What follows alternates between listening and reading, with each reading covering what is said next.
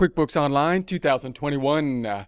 Enter transaction for the purchase of inventory with the use and help of bank feeds. Let's get into it with Intuit's QuickBooks Online 2021. Here we are in our QuickBooks Online bank feed test file. In prior presentations, we set up our bank feed and started to enter transactions from basically bank feed limbo into our financial statement. So we could see that on the transactions tab, or it might be the banking tab if you're looking at it at the left-hand side. And this is where we are when we enter the data into the system, basically in that kind of bank feed limbo. We've been adding items from here so that they're into our system. And let's check that out by opening up the financial statements, going to the tab up top, right-clicking on it, duplicating that tab. We're going to do that again, right-clicking on this tab, duplicating it again, so that we can then open up our two major financial statement reports, that being the balance sheet and the income statement or profit and loss report. We'll start off opening the P&L, profit and loss, by going to the reports on the left-hand side. So we're going to go to the reports on the left-hand side and then open up the P&L. So there it is. We want the profit and loss report. We'll do our date range change up top. For my purposes, it's going to be from 01/01/01/20 to 12/31/20. We're going to go ahead and run that. And then I'll close the hamburger, hold down Control, scroll up just a bit. That's what we've included thus far, just straight from the bank feeds. Going to go then to the next tab over, this time opening up the balance sheet by going to the reports down on the left-hand side. Opening up the BS balance sheet report. We'll do the date range change up top once again, and that's going to be from 01/01/20 to 12/31/20. We're going to go ahead and run that report. Here's what we have in terms of the balance sheet thus far.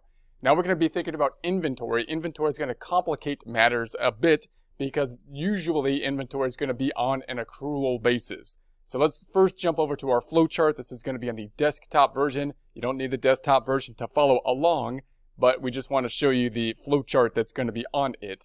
Now, if we think of inventory with a classic perpetual type of inventory system where we're actually tracking the inventory through the system, then of course it would be going on both the vendor or purchasing side and on the customer side when we sell the inventory. On the purchasing side of things, we might have a purchase order, but we would then enter a bill most likely, and then we're going to be paying for the bill with basically a check, paying for the inventory. When we buy the inventory, we're going to have to put it on the books as an asset. That in and of itself is basically an accrual type of thing, because even if we paid cash for it, instead of expensing it, we'd put it on the books typically as an asset. We also might be tracking that inventory, not only in terms of dollars that we paid for it, but also in units that we have so that we can sell them and track the cost that we sell using some flow assumption, such as first in, first out, last in, first out, or average. Then on the customer side, we sell it either with a create sales receipt or an invoice or a create sales receipt. And these two forms would then be making the sale, the invoice increase in the accounts receivable, the sales receipt going directly to cash or undeposited funds. And then the other side would be decreasing. We would have a decrease to the inventory and record the cost of goods sold with these forms as well. That's kind of where the complication happens here, because in order to use that perpetual inventory system, you have to set up inventory items so that the QuickBooks system can track the inventory by unit and then make this allocation as we create the invoice and the sales receipt. And then we would receive payment, make the deposit. So where do the bank feeds fit into this? Now, notice what we just went through is kind of like the full service type of inventory if you're using a perpetual inventory system, which many people, when they first hear inventory, they just figure that they have to do that. But that's not necessarily the case. You don't have to use an inventory system that's going to track everything through QuickBooks. You might have some other system, like a periodic type of inventory system that you might use. That might make it easier for the inventory to be tracked using basically bank feeds. So you can kind of simplify the system if you have a smaller kind of company in order to do that. So let's go from the easiest thing to just be more reliant on bank feeds to the more complex full service kind of inventory, and think about your options if you have inventory. So the most easy system to do with inventory is to still basically use the cash basis method even though you have inventory. So check with your accountant if you can do this or not, but the idea being that if you have a limited amount of inventory, you're not holding on to a lot of inventory, and possibly you're just purchasing something and then selling it. You have like a just-in-time type of inventory system, possibly contractors and whatnot that buy stuff and then they sell it, pretty close in the same time frame. Then you might just say, hey, look, when I buy it, I know I should be putting it on the books as an asset of inventory, but I'm going to sell it quite quickly. And the easiest thing to do would simply be to record it when I purchase it as cost of goods sold at the point in time of purchase. When you do that, that means you're recording, instead of recording it as inventory, you're basically hitting the expense before you have used it, really, to help you generate revenue. Because normally you don't record the expense to cost of goods sold until the sale has been completed, which is done typically when you create the invoice or the sales receipt. In this case, you would be recording the inventory before you create the invoice and the sales receipt. And then when you create the invoice or the sales receipt, you would not be turning on the tracking of inventory. You would basically be using an inventory item just as if it was like a service item, meaning when you create the invoice, it would be increasing the accounts receivable. The other side would be going to sales. It would not be recording any decrease to inventory or cost of goods sold because you're not going to turn that on because you're not tracking inventory within the system, but rather using a cash basis system, expensing the inventory when you purchase it, meaning you expensed it up here when you purchased the inventory, you never put it on the books as an asset, and then when you make the invoice, you're not going to decrease inventory, you don't have to worry about that, you're just going to record the sales side. So that's going to be the easiest thing to do. And then obviously when you pay for the inventory, if you were to do that, then you can use the bank feeds and you can just pay for the inventory possibly electronically and then just record it as cost of goods sold when it clears the bank. That would be kind of the easiest method to do, but it won't work so well if you have inventory that you're holding on to. So if you're in a type of business, like a business where you're holding on to inventory for a longer period of time, then you should be tracking that inventory as an asset, not recording the expense until you sell the inventory. So the second method that you might use is a periodic inventory system. So once again, instead of using a perpetual inventory within QuickBooks, tracking inventory within QuickBooks, you can use an Excel worksheet or something to track the units of inventory that you have. And then when you buy the inventory, you can use the bank feeds and then buy the inventory, but instead of putting it to cost of goods sold, you just put it on the books as an asset of inventory. Then when you make sales, however, you're not going to make a sale and try to use the perpetual inventory system to decrease the units of inventory within QuickBooks because you're not going to turn that on. But instead, you count the inventory in a worksheet and then you make adjustments either daily, weekly, or monthly, basically counting the inventory that is left compared to the inventory that you purchased, the difference being how much you sold, and then you can make it a periodic adjusting entry recording the expense, cost of goods sold, and the decrease to the inventory periodically. So that would be the second kind of easiest method to use so that you can kind of integrate bank feeds into the system very easily. And then of course the third method is a full service bookkeeping system, in which case you can't really depend on the bank feed to record the increase in the inventory because you have to use inventory items. So if you're turning on inventory and tracking inventory in the system, then you have to enter the bill at least before you can match out what goes through the bank feed. So you'd enter the bill and then you purchase the inventory. You can match the bill then to the purchase of the inventory that would go through the bank feeds. And then when you make the sale of the invoice, you can then use the inventory tracking feature to decrease inventory as we go.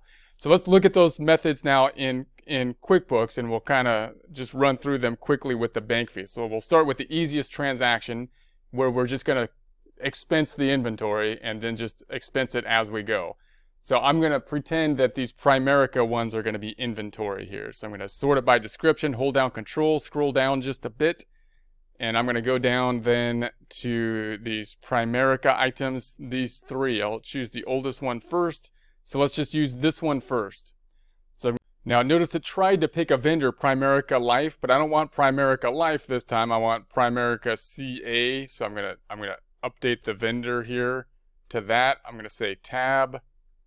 Let me do that again here. And then tab and see if we could set up this vendor. I'm gonna save the vendor. So there we have it. And then the expense that I'm going to have, I'm going to take it directly to cost of goods sold. So I don't have, there it is. I got cost of goods sold right there. We're going to take it to the cost of goods sold account, expensing it directly as we go. No tag, memo is good. I'm not going to create the bank rule because I want to test out the other methods after this point in time. So that would be the easiest thing to do. I'm just going to go ahead and confirm that. And so there we have it. And then if I was to see what happened, if I go to my banking then, to my balance sheet, I should say, and scroll back up top, run the report, hold down Control, scroll up just a bit. We're going to go into the checking account. We've got this decrease for the Primerica for this amount. The other side going to cost of goods sold. That's on the income statement. So if I scroll back up and I go back to the other side to the income statement and then refresh this report, running it, there's the cost of goods sold. So I recorded that before I made kind of any sale. And then if the sale took place later, as long as it's close in the time period, then I can imagine, okay, what would happen when I make the sale? So let's open up another tab, right click on this tab, duplicate it. And let's pretend we're going to make a sale with an invoice now, and it happened at a later point in time. And then I can go to the plus up top. I'm going to create an invoice. And this is going to be our sale item, and we're going to sell that thing that we purchased, which we already expensed. So I'm going to just say it's going to go to customer one, and we'll set up that customer, closing this out and setting up the customer. I'm just going to save that customer as is. And this happens on, we're going to say the date here is going to be 7/15/20. I'm not sure if that's very close to what it should be close in time to if you're using this method. But in any case, and this I'm going to say item 1. Now I'm going to create an item here, but I'm not going to create an inventory item, even though we're selling inventory. We could use basically non-inventory. I'm just going to create a service item. That means that it's not going to try to track on a perpetual basis the inventory within the system, because we're not basically tracking the inventory in the system. So this is going to record just the increase in the accounts receivable, and the other side then going to the sales side. So I'm just going to call it item 1. It's going to be the price. Let's just say the price is $300. Sales is going to be the other side. That's going to be our sales account. Let's say we'll call it sales, all right. And then we'll say save it and close it. And so this is going to increase accounts receivable. The other side going to sales. Nothing happened with inventory here because we're not using a perpetual inventory system. Save it and send it. Or let's just save it. I'm not sending because I don't have an email address. And then if I go back to the balance sheet and run this report, now we've got the accounts receivable here, and the other side on the income statement, the P&L on the income statement, there's the sales. So these two things oftentimes would be recorded with the invoice if you're using a perpetual inventory system, but in this case we recorded the expense beforehand and then recorded the sale afterward. All right, let's do the second method. The second method meaning we're gonna put the books, we're gonna put it into inventory when we pay for it. So I'm gonna say, all right, let's hold down Control and say, what if I want to track the inventory, but I want to use a periodic inventory system, count the inventory myself instead of tracking it within QuickBooks. So then I can say, all right, let's do this second Primerica, and it's not going to go to cost of goods sold this time. It's going to go to inventory. So inventory right there, inventory. So now we're going to put it into an asset of inventory. Again, I'm not going to save the rule because we're just testing this out. So I'm going to save it in inventory. And then I'm going to scroll up and say, all right, now if I go to my balance sheet and I run this report, we've got the checking account should be going down and the other side is increasing the inventory. No effect on the income statement at this point in time. What we would do then is just keep tracking the inventory as it goes up on a separate sheet, possibly an Excel sheet, because I'm not tracking the actual units within QuickBooks. And then at the end of the day, the end of the week, or the end of the month, we will use our Excel sheet to track the units that we had, the units that we purchased, versus the units that we sold.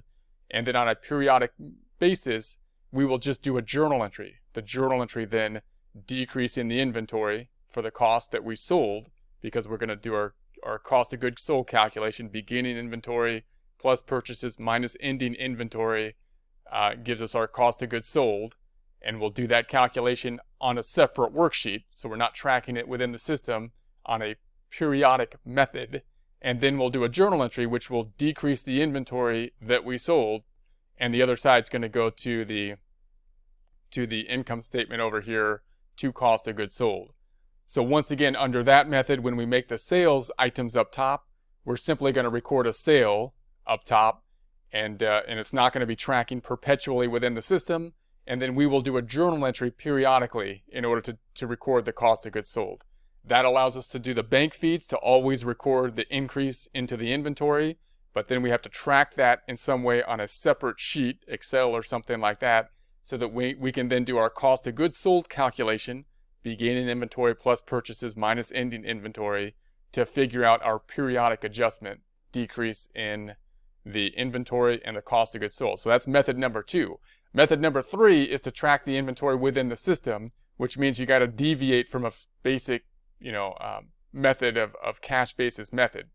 So in that case, we'd have to put it on the bill, because notice if I go back on over to the first tab and we try this again, and let's say I want to put it into inventory here again, but I want to track it within the system. I can't really do so here because I can only put it into inventory directly. I can't track it to an inventory item, which is what QuickBooks needs in order to properly track the inventory.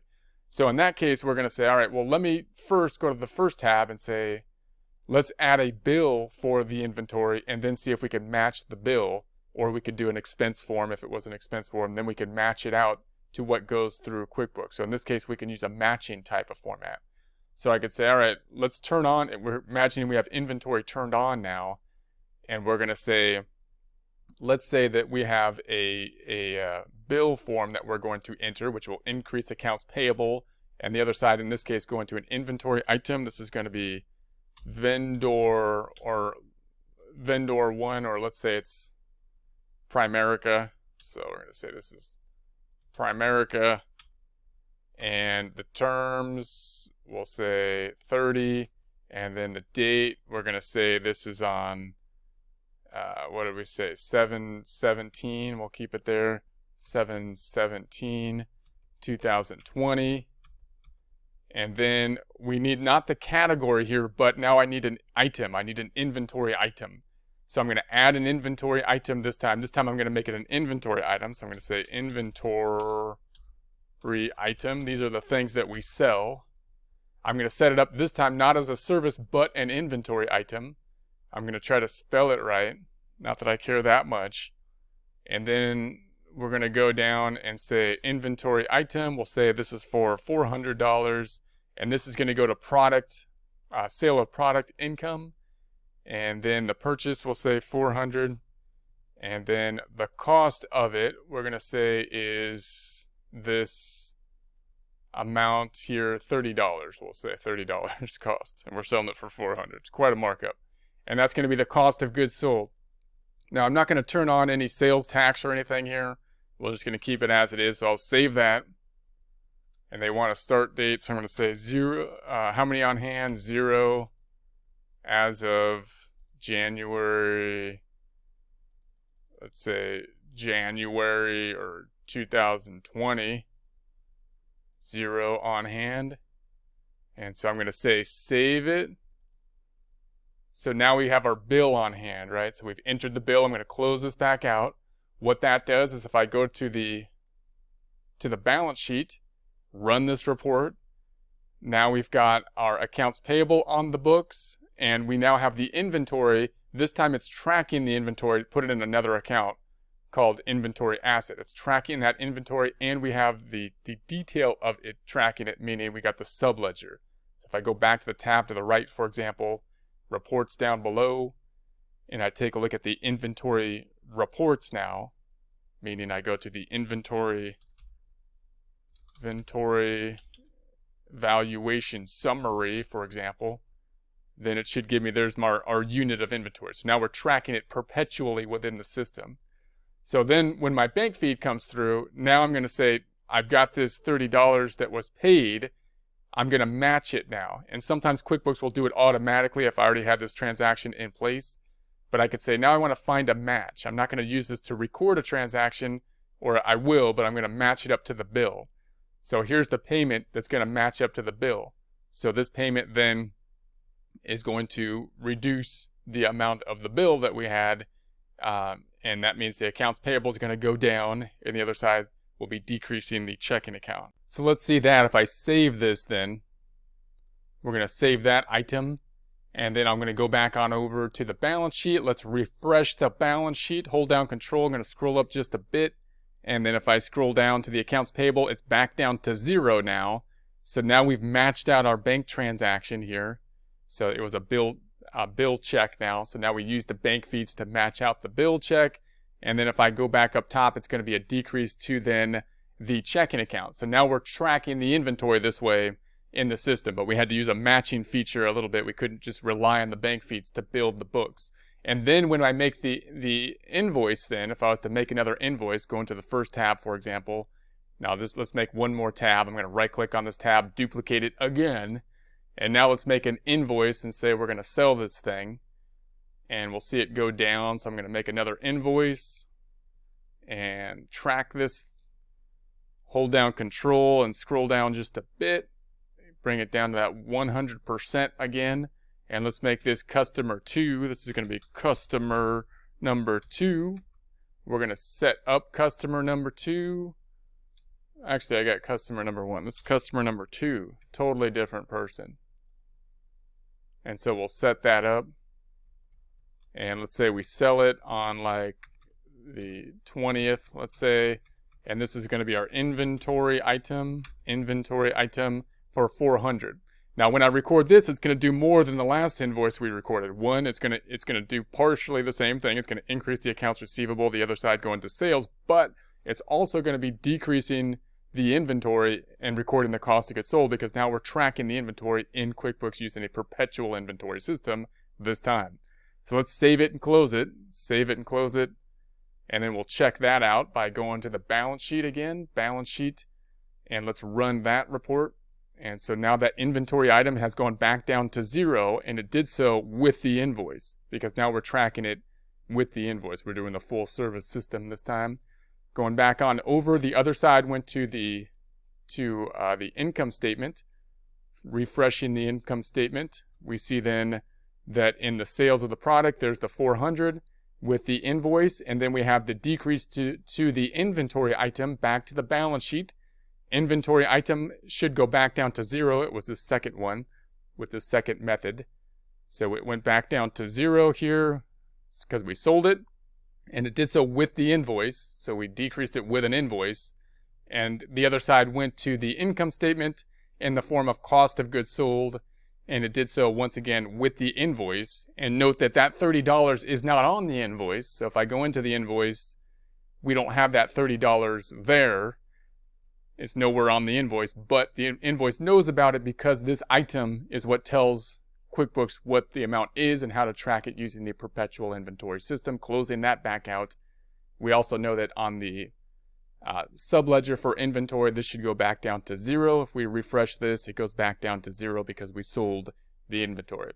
So there's just some thought to be on the inventory. Just note, you don't have to use like the full service inventory within QuickBooks. You could use some kind of other method, a periodic method instead of the perpetual method, or even try to use a cash basis for inventory, but check with your accountant first before moving forward with either of those.